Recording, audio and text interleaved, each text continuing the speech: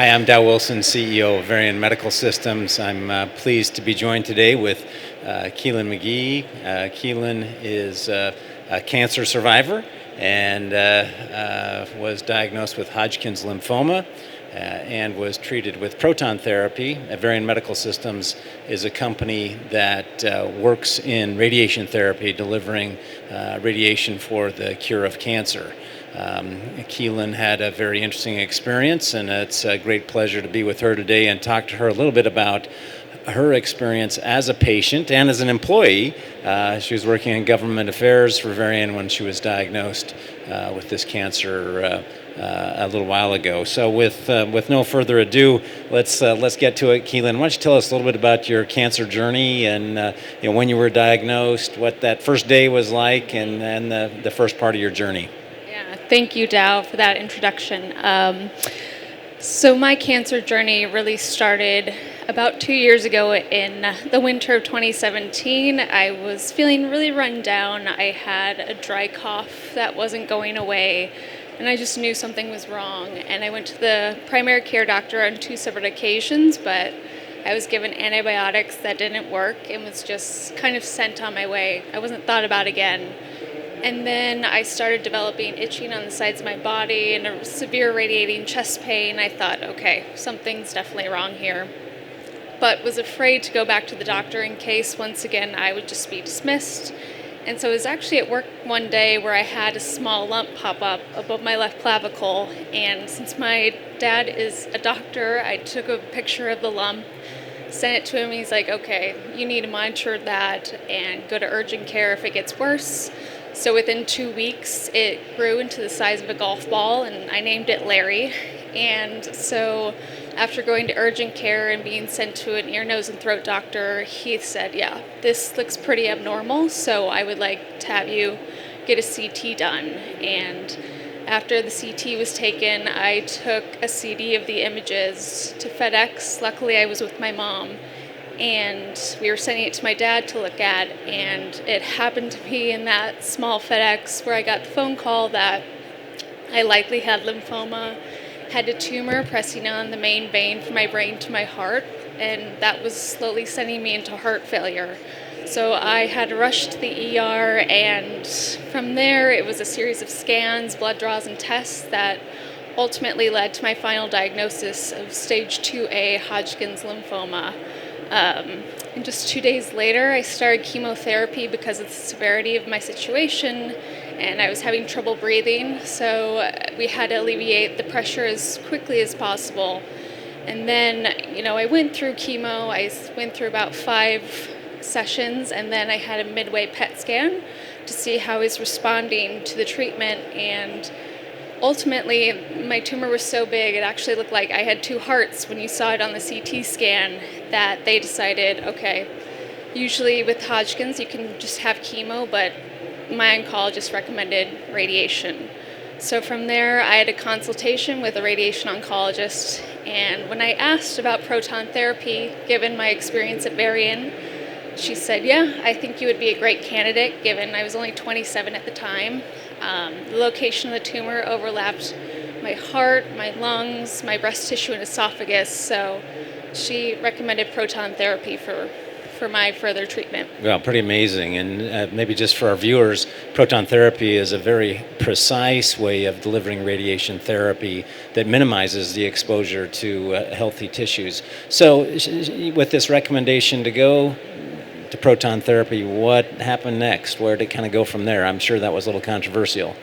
Yeah, so, unfortunately I knew that proton therapy wouldn't be so easy to get access to. First, before I kind of went down that route, I went to Cincinnati Children's Proton Center to get a second opinion. I was nervous given what I knew about radiation, and I wanted to make sure this wasn't unnecessary. And when I met with Dr. Brenneman at Cincinnati Children's, he concurred. He said, no, your tumor is quite large to reduce the risk of relapse, and as the other doctor had mentioned, your age and location, proton therapy is what we recommend. So it was as soon as I returned to Washington, D.C. after Cincinnati that we moved forward with approval from the insurance company. But As I said, yeah, unfortunately, access to proton therapy is very difficult, and I knew this given my role in government affairs. We help support a patient advocacy group called the Alliance for Proton Therapy Access.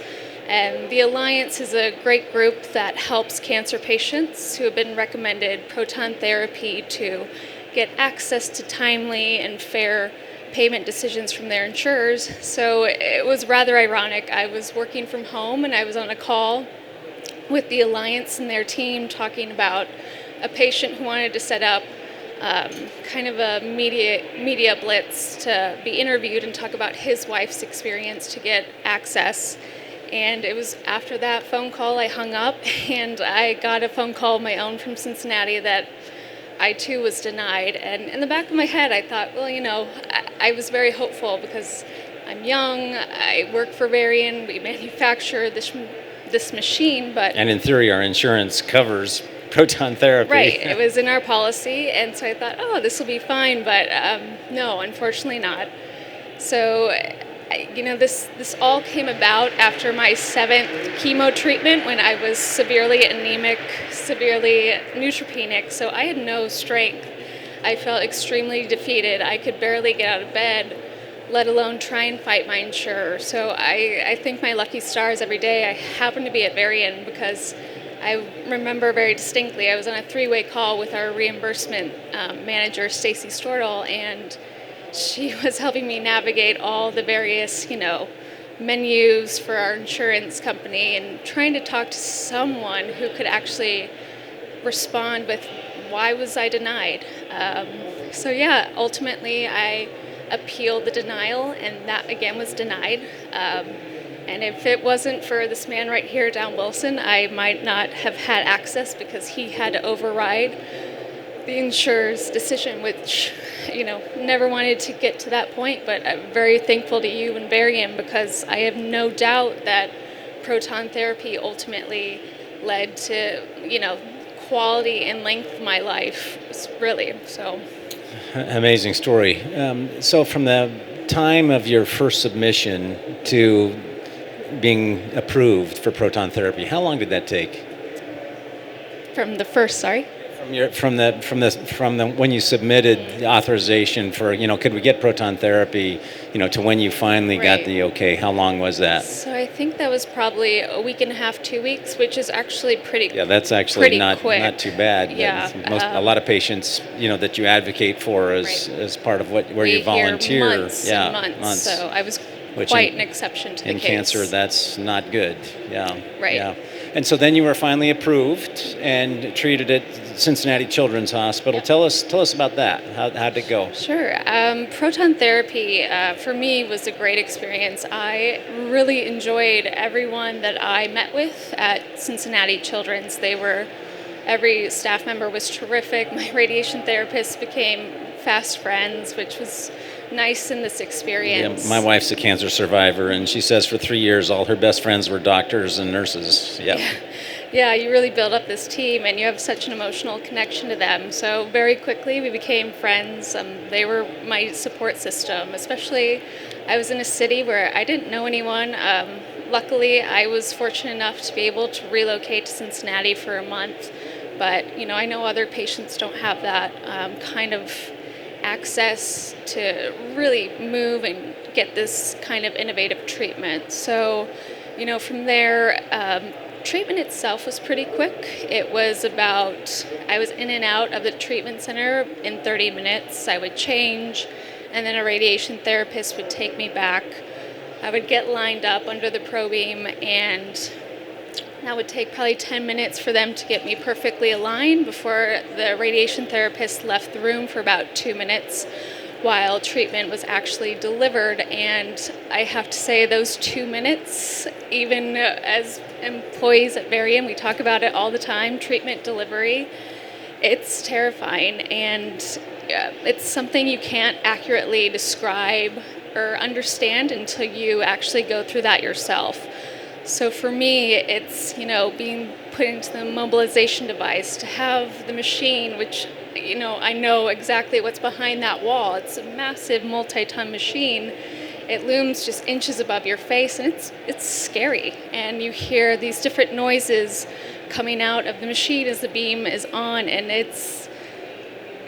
we talk about it, but I think you have to understand the patient perspective in order to really understand what's going on. So did you name the machine? I was interested. You named the tumor. Did you name the machine? No, I actually didn't name the machine. I used to call it Playa al Probeam because I used to get a slight sunburn just on my chest where I was treated. So I would pretend I was just laying out at the beach. But yeah, I didn't name it, but it was an experience that I can't quite comprehend. I was telling Mo just before I received treatment, I was helping put together a presentation on protons for my boss and was pulling all sorts of photos, and I never imagined myself being the patient on the couch. So it was just beyond words. I can't even describe it.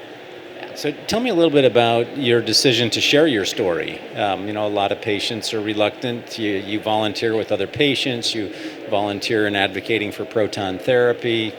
We're here today. I know you've done this for Varian employees. Thank you, and in your own community. Tell us a little bit about your decision, why to share your story. Yeah, absolutely.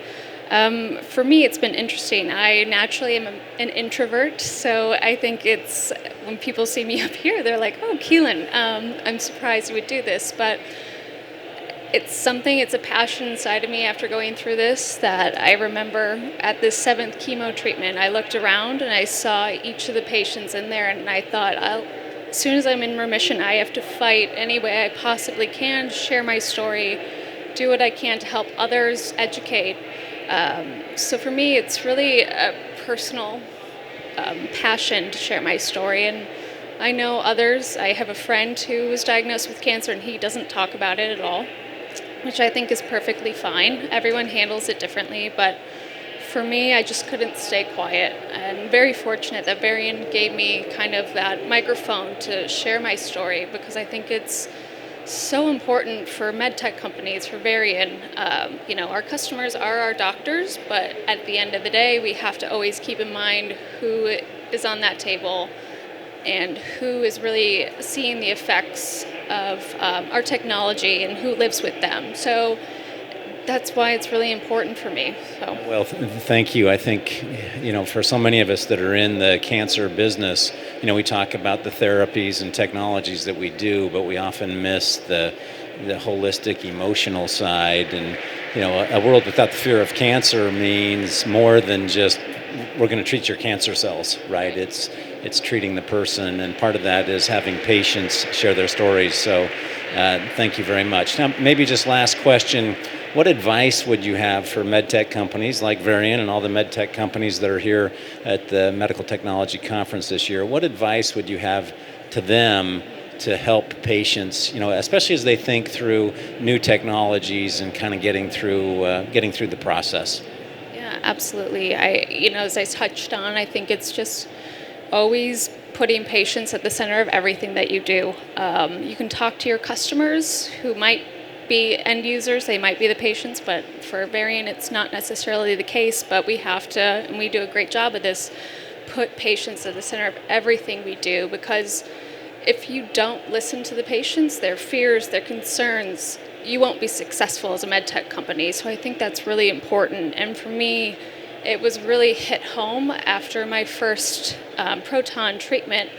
As soon as my radiation therapist came back in the room, I popped up and I was telling them about the experience, the smells that I was hearing or smelling, the sounds that I was hearing from the machine, and all these different things. I just wanted to make sure it was correct.